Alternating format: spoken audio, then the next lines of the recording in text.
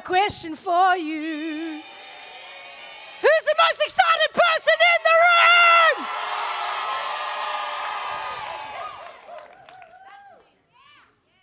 I feel like I might be. I'm so excited, guys. So excited. I feel like this meeting is going to shift telesales, and we're going to take over the rally. Hey? What do you think? Make it a telesales rally. Yes. Okay, so guys, this morning my topic is take ownership of the quality in your business. So, I'm going to start off with a question. If your business was a physical store, right? Mm-hmm. Would you allow your customers to walk in? You spend all the time helping them in your physical store. They take the product, and then you allow them to walk out the door without them paying. Sorry? Are you sure? Okay, let me ask a different question. Would you let 1 out of every 2 customers walk out without paying? No. Are you sure? Yes. 1 out of every 3? No. I'm confused. Why do we do that in this business then?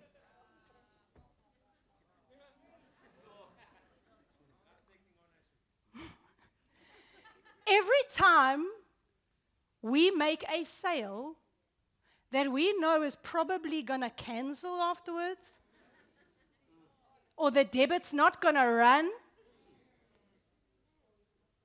Is that not what we're doing? We're literally trading our time, energy, effort, and money getting to work and back for nothing. We're doing the hard work for no return. How crazy is that? Isn't that crazy, guys?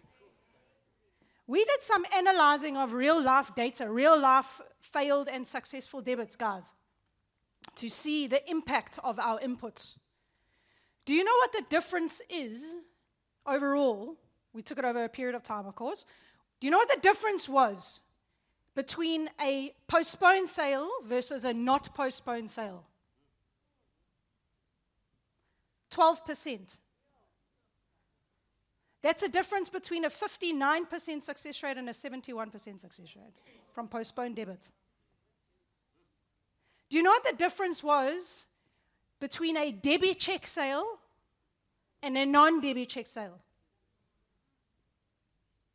23%. 23%, guys. This means that when you choose not to debit check your customer and postpone the sale, you are literally halving the chances of that debit running. You're halving your chances of getting paid for that sale. Doesn't that sound crazy? You are literally letting 1 out of every 2 or 3 people walk out your store without paying, after you've spent all your time, energy, and effort making that sale. And let's not forget, it's not just the time on that sale. It's all the time you spent before that sale to actually get to that sale. So it's more like maybe 3 hours or 4 hours for that one sale, not just 20 minutes. For what? For nothing. So why, guys? Why do we do it? Because right now you're hearing this and it sounds crazy, right? Who here feels crazy right now? Do you feel crazy right now? I think we're all crazy right now. Guys, why do we do it? It's madness. So there's a few reasons why we do this. We compromise because what? We want to put flags on our PCs. We want to ring the bell. We want to celebrate. We want to get recognized. All of those things, right? Yes, okay.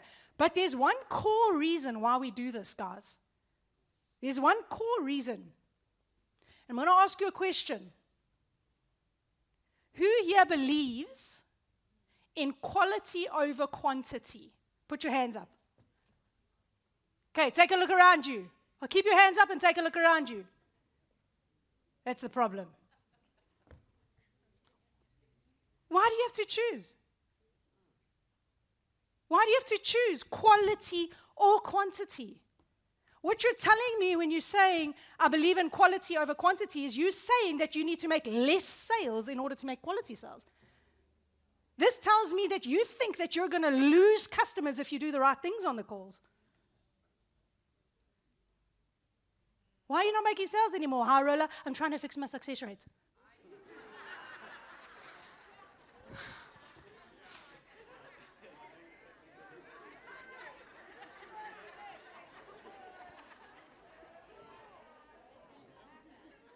Guys, I've been through many ups and downs over the last 2 years with quality and quantity, and I want to share with you the major trend that I found.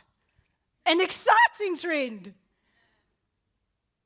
Every single time our quality went down, our sales went down too.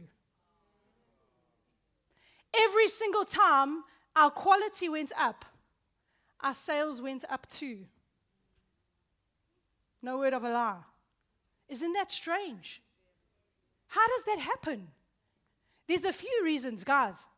Customers know when you have their best interest at heart versus in it for yourself only.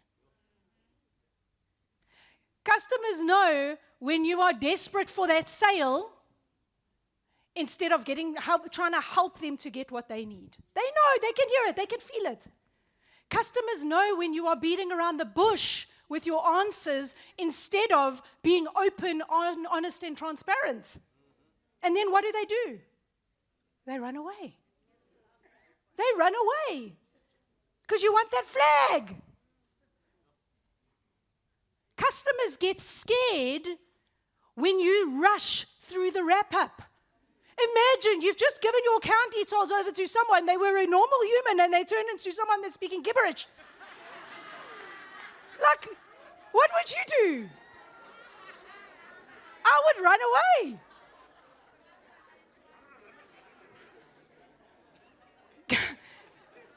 It's crazy. Why do we think that's going to work?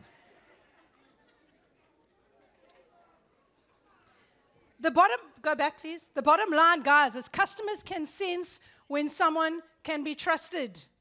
And when you are doing the wrong things just to get that sale, they feel it and they run away. Of course.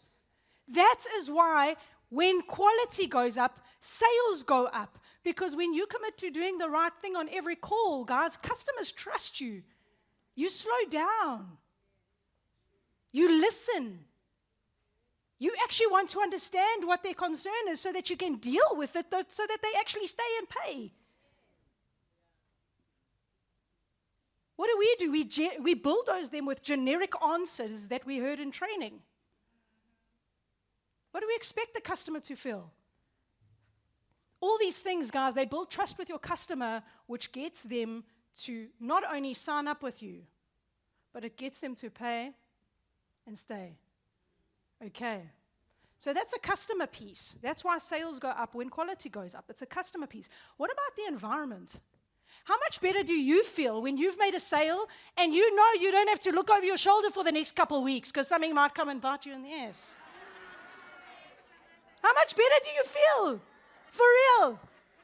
What is that energy that you're putting out into the environment and into yourself, in turn making more? Also, how much better does everyone feel when success rates come out and everyone's making money? Hey? That's a lekker feeling. All these things, guys, they contribute to a better environment, momentum, more sales, more money. And that is why when the quality goes up, the sales go up too. Okay, now, ownership. Taking ownership, what does this actually mean? What does it mean to take ownership? What does it mean? Shout. What does it mean? Yeah, take responsibility. Own, yeah. It means it's on me. It's I did this. To take ownership says, I am the reason this is what it is. And I therefore have the power to change it. That's what it means to take ownership. The opposite of ownership is excuses and blame, acting like a victim. Right? So when your success rate comes out and you act like a victim,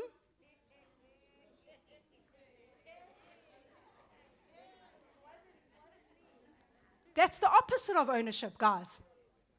So, how many of you, when success rates are coming out, holding thumbs? Holding thumbs. How many? Even better. How many of you, when your success rate comes out and it's low, you surprised? Surprised and devastated. Hey, like you didn't know that was going to happen. Hey, who created that success rate? It wasn't luck, guys. Success rates are not luck. Success rates are a choice. And when you truly own that and you own the quality in your business, everything changes. Now, question. Can you make every debit go off? No, you cannot. No one can. But can you influence your success rate either up or down drastically depending on your behaviors? Yes, you can. Okay. So I'm going to share with you guys some of the things that I've found have made a drastic impact on our success rates. Real life examples. We know we've got the 5 golden rules poster and everything on there is 100% relevant. I'm going to give you some real life examples though of a couple of these things. Asking for pay date instead of debit date. Guys, I have a real life example of a person who went a full year with a success rate around 80%. No, I'm not exaggerating. A full year with a success rate around 80%. 1 month, the success rate tanked by 20%. I asked the question, because I don't go and look at why someone's success rate. I asked them because they know. What happened? What did you do? I was setting the debit. I was asking for debit dates instead of pay dates. She had no postponed debits. Her debit check was through the roof. Just that one thing alone, guys. Giving the customer options for a debit date. 20%. Guess what happened when she realized that and she changed it? Went back up. Crazy. So that's the first thing. The second thing, debit check. We all have a debit check script, guys. We get advice every single week in the bulletin. Use it. Now, question. Can you make every single customer debit check? No, you can't. But guess what's the most powerful excuse? But they didn't get it. The system isn't sending it through. That's why we give you a 40% leeway for that. We're not asking for 100%. So stop using that stuff as an excuse not to get minimum standards. If you do all the right things when it comes to debit check, you are guaranteed to get above 60%. Some of you are still not believing me. I can see it in your faces that I can hardly see. That's how obvious it is. So then why is it that when we incentivize debit check, all of a sudden debit check goes up by 30%?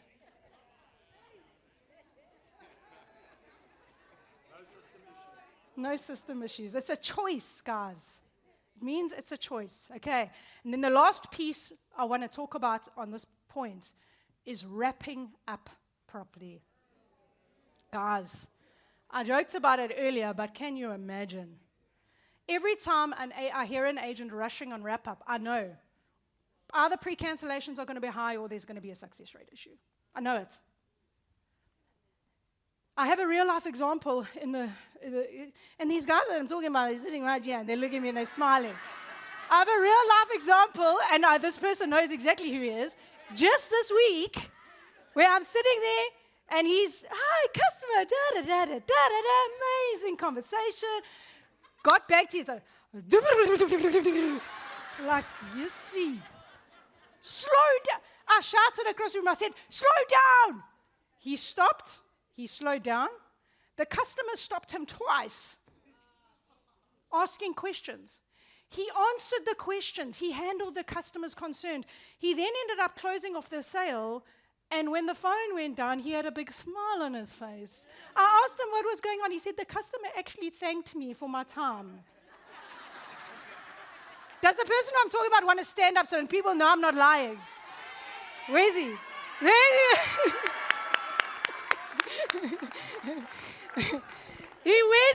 He then went on to make 5 sales that day from doing an average of 3 before that conversation.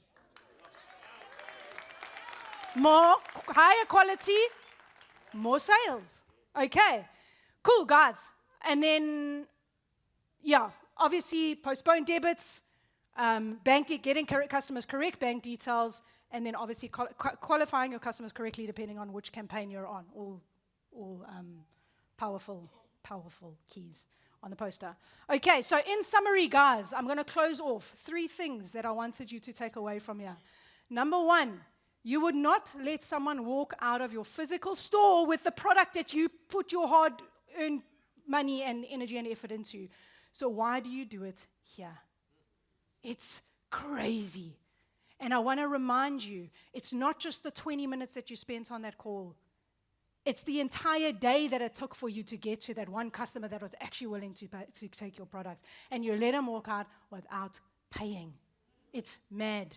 Do what's necessary to get paid for your time, energy, and effort. Okay? Number 2, why do we compromise on quality? Because we believe higher quality, less quantity, or less sales. Is this true? No. Is the opposite true?